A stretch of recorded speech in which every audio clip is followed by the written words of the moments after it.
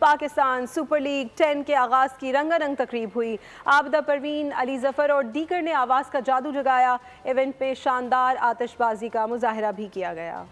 कौमी तराने की गूंज, रोशनियों से आसमान पुर नूर, 3D इफेक्ट से शायकीन दंग। पाकिस्तान सुपर लीग सीजन 10 का आगाज हो गया। क्रिकेट के सबसे बड़े मेले का आगाज फ्लाइंग मैन के जेट प्रोपल्शन के मुजाहरे के साथ किया गया। फ्लाइंग जेट मैन ने PSL की trophy CEO PSL Salman Naseer के सुपुर्द की। नन्हे मुन्ने बच्चों ने कौमी तराना पेश किया। अदाकार हमजा अली अब्बासी भी स्टेज पर आए। अलमी शोहरत याफ्ता सूफी गुलकारा आबिदा परवीन ने कलाम पेश किया। यंगस्टर्स के रैप ने हाजरीन को झूमने पर मजबूर कर दिया। अली जफर ने भी आवाज का जादू जगाया। परफॉर्मेंस में पाकिस्तान की मुख्तलिफ सकाफतों के रंग बिखेर दिए गए। PSL सीजन 10 का ऑफिशियल तराना भी हाजरीन के सामने पेश किया गया। तकरीब के इख्तिताम में शानदार आतिशबाजी का मुजाहरा किया गया।